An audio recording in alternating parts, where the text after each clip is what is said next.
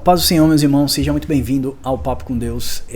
Esse aqui, sem dúvida, é um dos vídeos mais difíceis que eu preciso fazer aqui no canal e eu quero contar um pouquinho com a sua paciência.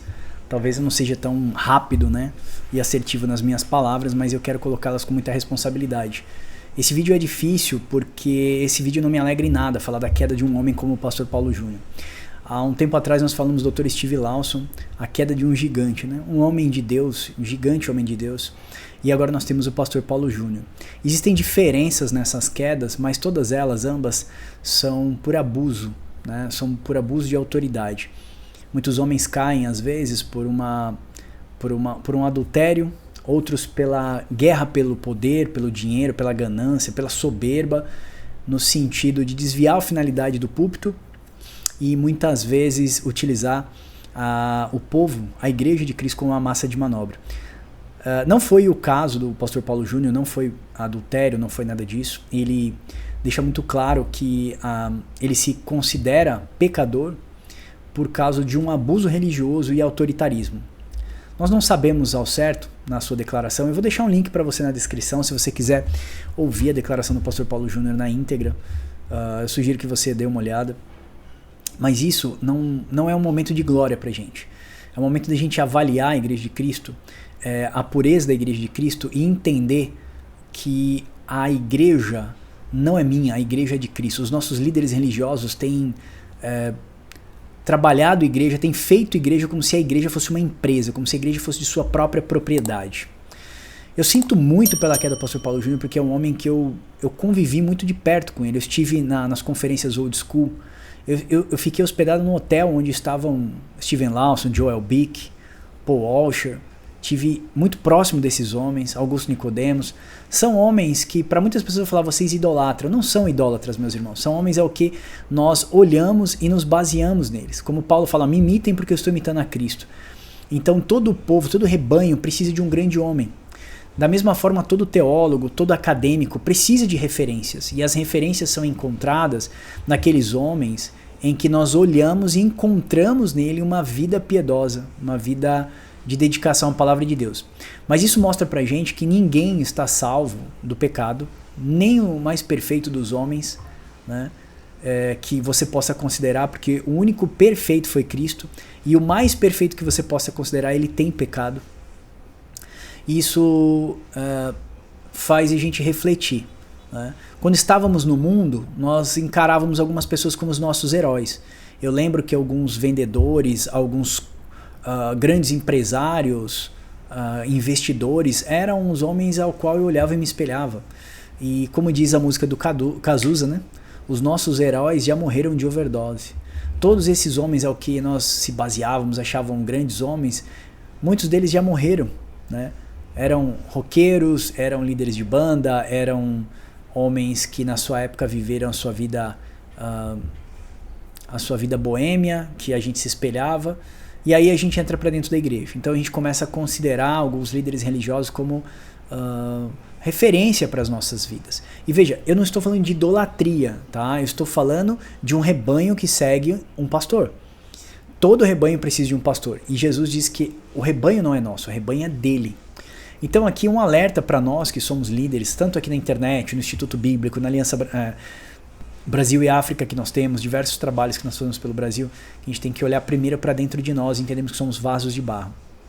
Quero compartilhar com vocês que nós estávamos em missão em Tocantins, em Goiânia, eu e o Wilber, e em um determinado momento eu tive um momento lá de muitas dores mesmo. Eu sofro há mais de 16 anos com questão do meu estômago, é uma gastrite muito severa. E eu fui pro quarto, comecei a chorar e orar, e de repente chegou o Wilber, chegou o Gines, e eu falei, eu não consigo, como é que eu vou pregar 3 dias aqui se eu tenho dores? O que eu tenho para entregar para essas pessoas se eu sou uma pessoa que possui diversas dores, né? Então a minha fala era do sentido assim, como que eu vou orar por essas pessoas para serem curadas se eu tenho uma doença, né? Se eu tenho uma dor. E aí o Wilber falou assim, o Gines falou assim para mim, quantos remédios você toma, Max? Eu falei, eu tomo 8 remédios. Eu tenho um stent no coração, eu tenho isso, eu tenho aquilo, tal. E eu comecei a falar diversos problemas que eu tava lá passando naquele momento. Aí o Gines falou pra mim assim, cara, eu tenho um problema no cérebro que é irreversível, eu tenho alguns bichos alojados na minha cabeça, não posso fazer uma cirurgia, eu sofro convulsões, preciso tomar remédio, eu sofro da próstata, eu sofro de pressão, eu sofro disso. Abriu a caixa dele cheia de remédios. E o Gênesis tinha pregado na noite anterior. Eu tinha pregado na manhã e eu ia pregar à noite. Aí o Wilber olhou pra minha cara e falou assim, você toma 8 remédios, você toma 10 remédios? Ele falou, o meu caso não tem remédio. Eu tenho um problema de uma atrofia congênita, né? Uma atrofia muscular cerebral congênita chamada de Duchenne, eu acho que é. Não tem cura, eu não tenho remédio que possa amenizar minhas dores, não tem remédio que possa paralisar essa atrofia muscular. E aquilo, sabe, me impactou, meus irmãos. E nós começamos a chorar os três, nós oramos ali no quarto os três, e nós saímos dali para ministrar ali para aquele pessoal, aquele acampamento dos menonitas. E aí sabe o que veio no coração? Que Deus usa vasos de barros. Todos ali éramos vasos de barros. Isso mostra pra gente tamanha necessidade que nós temos de Deus, mostra a nossa fragilidade, mostra exatamente aquilo que nós somos. Somos seres que precisam da misericórdia de Deus, somos seres que estamos perecendo e sem a graça de Deus, sem a misericórdia do Senhor, não somos nada. Voltando para o Paulo Júnior, eu quero destacar para vocês a grandeza da confissão daquele homem. O que me deixa muito triste, me deixou muito feliz a confissão dele. Foi uma confissão muito honesta, foi uma confissão muito sincera. Você vê que ele reconhece os abusos que ele praticava, abuso de autoridade sobre a igreja.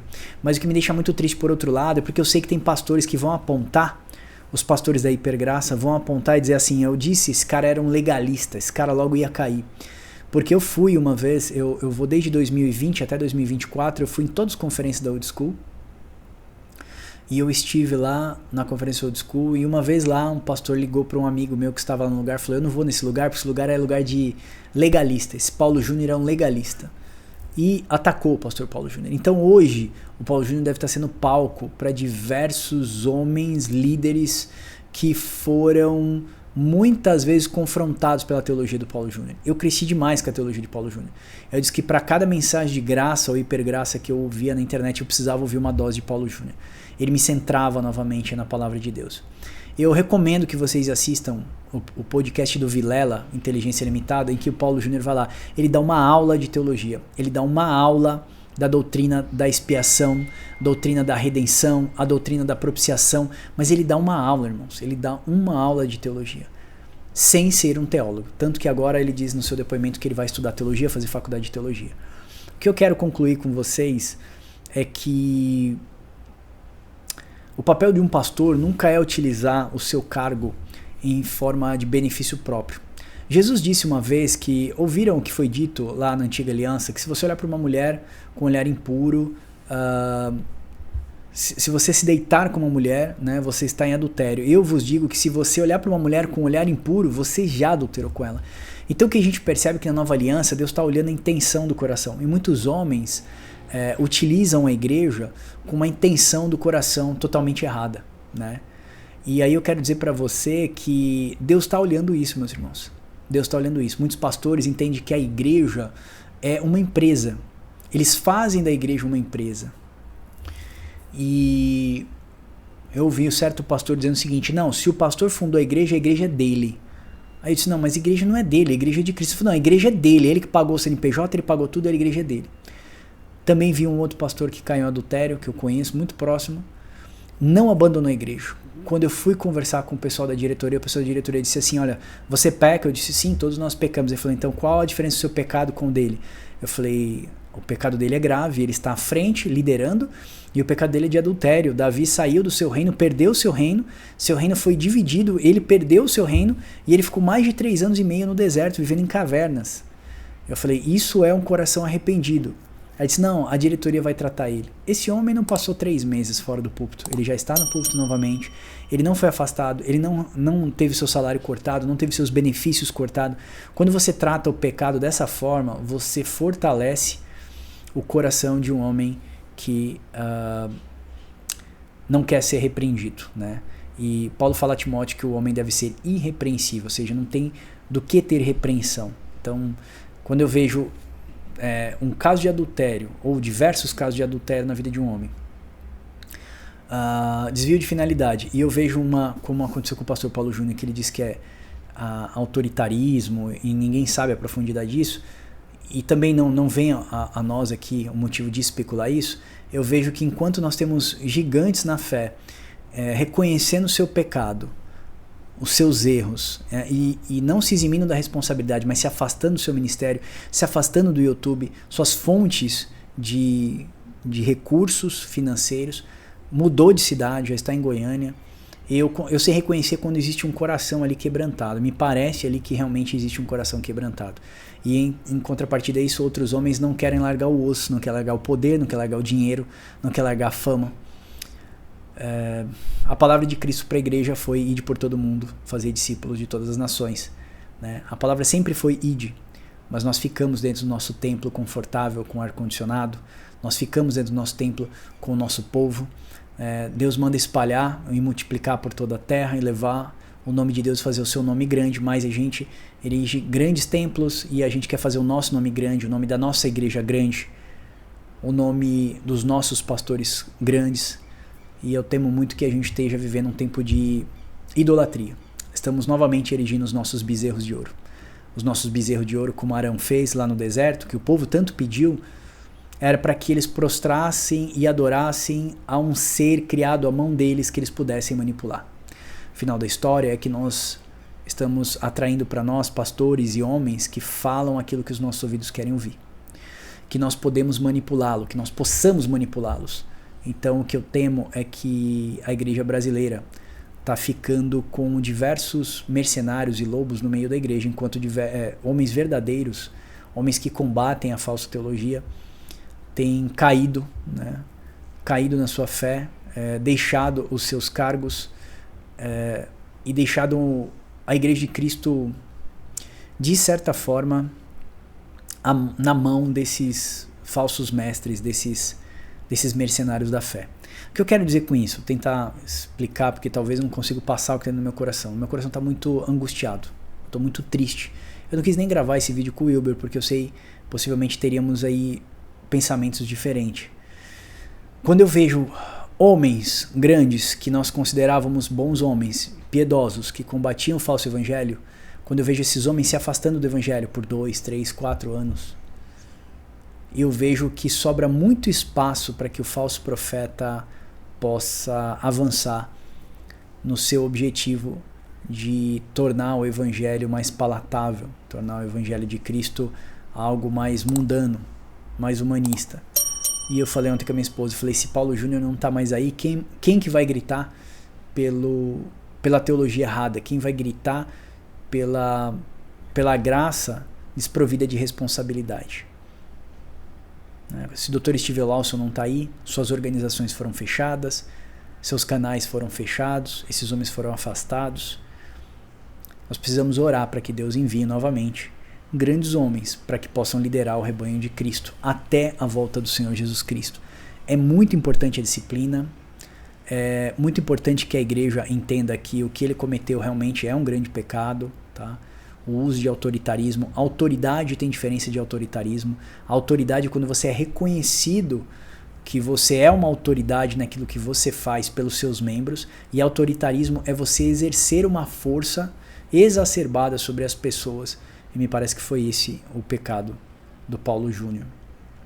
A graça, ela está disponível para todos os pecadores, meus irmãos. A igreja é formada de pessoas pecadoras, depravadas, mas de pessoas que estão buscando sempre a misericórdia de Deus, o perdão do Senhor. E que Deus nos conduza e nos conceda uma graça para que a gente possa enxergar e confessar os nossos pecados todos os dias. Que Deus levante homens, novos Paulo Júniors, que combatam o falso evangelho, que preguem os fundamentos bíblicos, como Paulo disse a Timóteo.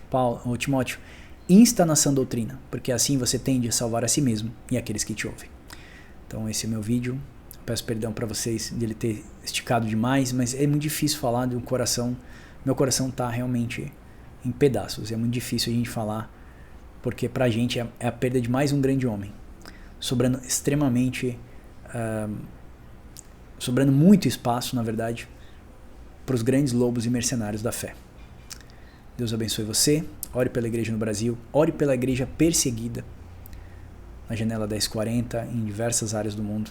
A igreja carece de grandes homens, de grandes líderes que confessam Jesus Cristo, que não se enriquecem da fé do Senhor, que tenham temor à palavra de Deus e que conduza bem o rebanho. Deus abençoe você e até o próximo Papo com Deus.